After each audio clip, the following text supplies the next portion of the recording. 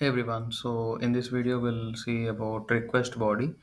Uh, Generally we know, right? So whenever we pass any request data, so we'll get some response. That is nothing but a response body. So always APIs will return you response body. So we need to send some request. That request earlier we observed this path parameters and query parameters. Through that path parameters, we're extracting some content, or we're getting some content like some data from the path or through query. Then we are using that in our functions to get some logic and to get some response. Then we are sending that to the user. So this is the flow we maintain now. Instead of getting the things from path parameter query parameters, we can ask the user to send the response, sorry, to send the request in a request body. So that is the meaning of this entire concept. So there is one concept, there is one thing that is nothing but Pydantic. So through Pydantic, we can import, it's a package. Through that we can import some base model. What it will do is, like, you can declare whatever things you needed. Like, let's say you need some item, so that has some name, that has some description, that has some price, and that has some tax, let's say GST or CGST or something, right? So these things you can do using this Pydantic package. So you can import from base model, and so in that you can declare, you can give the variables like whatever things you needed. And whenever so you can see this, whenever user sending something, whenever user calling this API, he has to send this data. Few are optional, few are, you can mention like this. In this example, you can see the description is optional. So you can pass, these are the two are mandatory, like name and price, those two are mandatory. Rest description tags are optional, something like that. In this way, you can pass, you can get the response. You can get the request, you can get the request body. Then you can, through the API, you are getting that, and after that you're applying your logic and you send some response. So this is the way you can do. So the major concept regarding this request body is, like, instead of taking the things in a bits and pieces, you can get all the things on a single go. So that is a major thing. So let's copy this, let's check this how it goes. So I'm opening my Visual Studio Code, creating one more file, request underscore body dot py, hit enter, paste it here. Okay, so let me stop this, control C. Okay, now give up arrow. Up arrow means like the previous things you will get to know. Okay, so the command is same. So ubicorn space, after that you have to give the file name you want to run. Here what, here it is request underscore body. Okay, column app, so space hyphen hyphen reload, hit enter. You'll get the URL. Follow this link, it will open here. Just do slash docs, enter, you will get it. This is a post method, right? Post means what? Creating something new. So which we already discussed, you can check the previous videos, or so to get this thing. So just click on try it out. uh, you here you can pass. Okay, so let's say, so here I'm passing name as Perumal, and description is uh, checking, price is, let's say,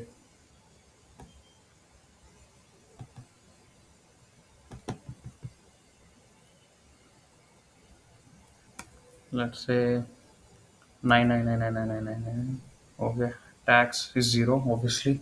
So just click on execute. You can see this, you got the response, right? This successful, you got something like this is the purpose of request body. Instead of earlier how you are doing, so instead of sending that in a variable way or something, you are passing something in a request format, like complete JSON format. So in this way you are sending, then we'll use this thing in our logics, in the code, in the program. But this is the way you can send. So that is the advantage of this request body. So you can see this example also. So they're completely whatever you are filling, right? So that it was getting here at this moment, it was just returning that, but later we can modify something like that. So let's say here the price is nothing but here they given as float. They given it as float. You can declare the data types also, like what kind of variable you want. I given it as 999. That's of course it's an integer, but float can handle integers also. So that's why it was handling that. We didn't get any error, right? So that's it, and declare it as a parameter also. So something like that also you can do. uh, these things you can try, you can check this. So what is the advantage of doing in this manner means, like at this moment we're just displaying that item, but later we'll do some more operations, like you can see this item dot name, item dot price, something like that. So in this way we'll get that information in, we'll use it in multiple methods, multiple logics, we'll call that, we'll use that one. So for that purpose, we are using this request body because it is very easy for us. You can see this example. Uh, this might be interesting. So we'll copy this. We'll try this thing. So same thing. Just control I control V. I replaced.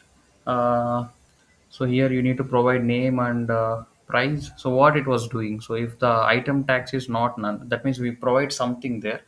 Then it will execute like. Uh, Okay,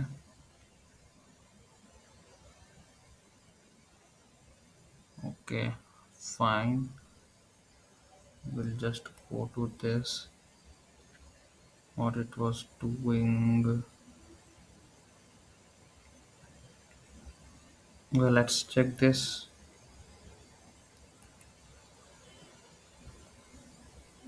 We'll refresh this, and we need to send this. Let's click on try it out. So name is, let's say, foo. Description is nothing but just give nothing. Foo. Let's say the value price is 49.2 because it's a float. Price is, let's say, tax is nothing but just give one. Just click on execute. So you can see this.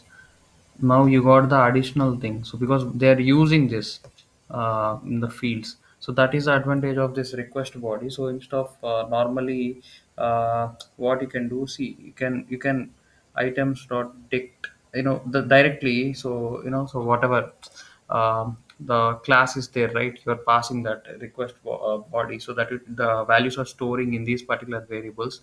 They're accessing it directly, so through this.